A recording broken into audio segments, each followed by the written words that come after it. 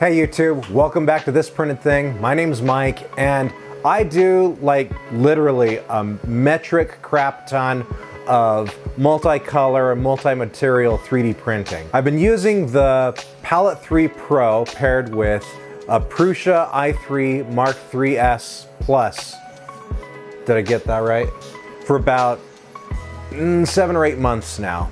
And as my business has grown over these past several months, I've started to notice that, well, my Palette 3 Pro and Prusa needed a little bit of help. So I bought the Bambu X1-Carbon. So I've been using the X1-Carbon for about a month, and I thought it'd be a good idea to make a video sharing the differences that I've seen between the X1-Carbon setup and the Palette 3 Pro setup. So let's get into it. So let's start with the Palette 3 Pro. I got the Pro version because, well, I'm a pro. I wanted the ability to print with up to 8 colors on one print, as opposed to only 4 that the non-Pro version offers.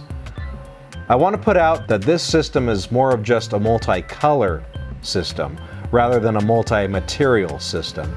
I say that because it provides multi by splicing filaments together inside the machine and then feeding one strand of filament to your printer while sending the G-code to your printer via USB to print your model. That being said, there are materials that just don't stick together very well. PLA and PETG, I'm talking to you. So you're mostly stuck with using just PLA or just PETG or just, well, you get the picture. There are materials that you can use for water-soluble support or breakaway support. I've not tried these materials in the Palette 3 Pro, though others have and have reported mixed results, gravitating more towards print failures. Joel from 3D Printing Nerd a few years ago showed that he was able to get PLA and PETG to splice together on a Palette 2. I was unsuccessful with my Palette 3 Pro in getting PLA and PETG to splice together. However, I could have pushed the heating and cooling as well as the compression settings a bit more and maybe could have achieved a favorable result. On the Bambu X1-C, multi-material is easy since it doesn't have to do any splicing, but rather cuts and retracts the filament before feeding the next material to be used. This allows you to use any combination of materials, not just colors, as you've seen me do in previous videos, where I've used PETG as a support interface when printing with PLA. You are limited to 4 materials with the AMS, or the Automatic Material System. However, you can purchase a hub and more AMS units from Bambu Lab to connect up to 4 AMSs to the X1-C, giving you the capability to print with up to 16 materials in one print. You don't want to run flexibles like TPU through the AMS, but that's also true for the palette devices.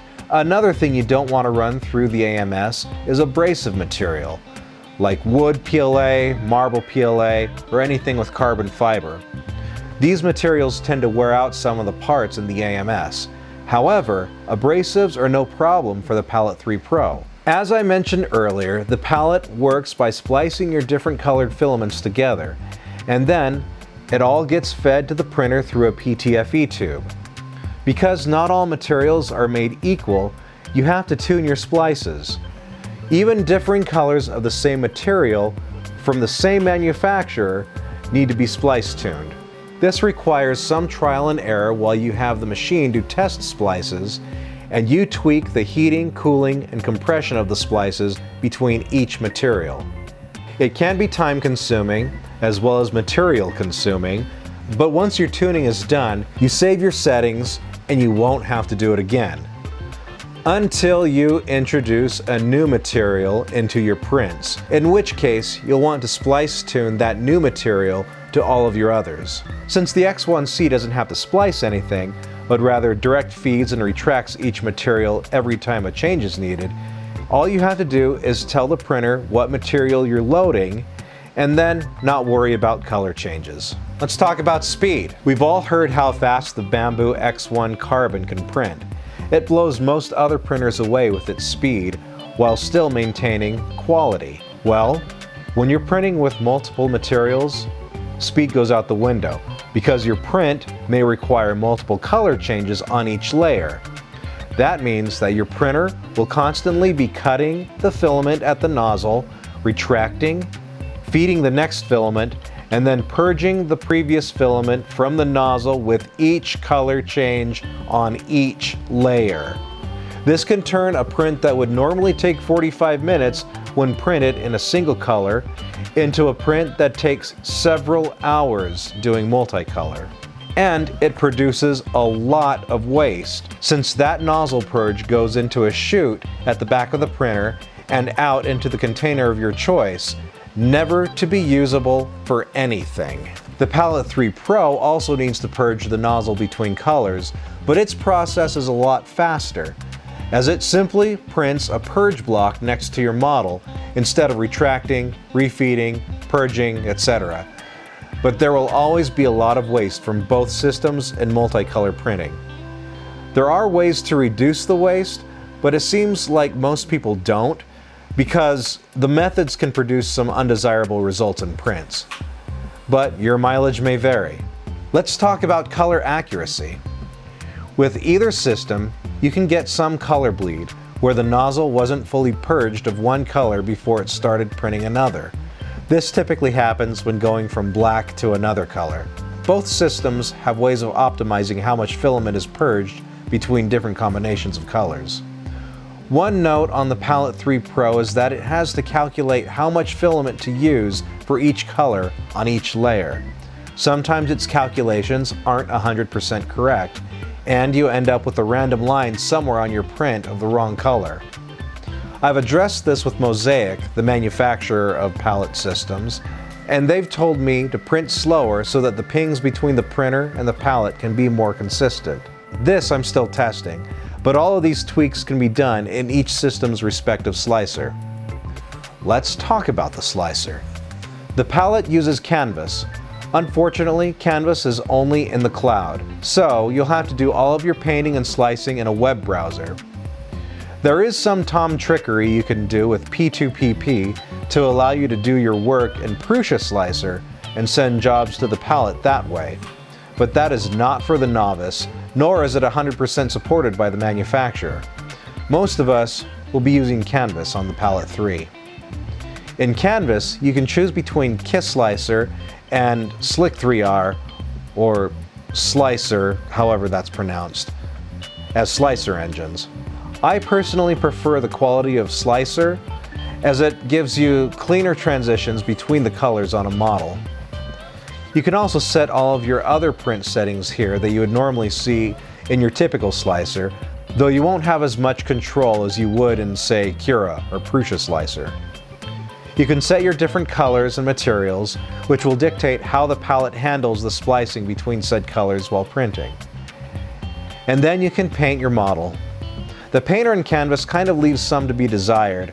For basic painting, you're confined to painting triangles, which can be a hard shape to work with if you want to paint different colors onto a flat surface. For instance, a square might be made up of only two opposing triangles. The region creation for using the paint bucket tool is a little wonky and hard to wrap your head around. Oftentimes I'll just paint triangles around the perimeter of something that I want to fill, and then just fill the inside of it with the paint bucket tool. Simply just because I can't get the region creation to give me what I want. For the X1C, your slicer is Bambu Studio, which is a fork of Prusa Slicer. There is an alternative to Bambu Studio called Orca Slicer, but by default, you'll start by using Bambu Studio. It even looks a bit like Prusa Slicer, though maybe a little prettier. And then here is your painting tool as well. This painter, while still lacking in features, is way easier to use than the painter in Canvas. For starters, you can paint any kind of shape you want on a flat surface without being constrained to triangles. And the fill bucket gives you one slider that lets you tweak the angles for how it creates its regions. And then you just hover your mouse over where you want to fill your color, and it shows you how the regions are drawn. As far as print quality, the X1C uses input shaping, which gives you nice surfaces and an overall great print. The quality of printing from the palette will largely depend on the quality of your printer. I, again, have paired my Palette 3 Pro with the Prusa i3 Mark IIIs Plus. The Prusa is a good printer, and I've been happy with its output. So which of these systems is right for you? I don't know. That's a decision you'll have to make. You'll have to weigh the pros and cons of each system. But I wanted to give you my comparison of the two systems. And that's all the time that we have for this video. If you like content about 3D printing, consider subscribing. And if you liked this video or found it in any way, shape, or form useful or helpful, be sure and click that like button. And until next time, fire up that 3D printer and go make something awesome.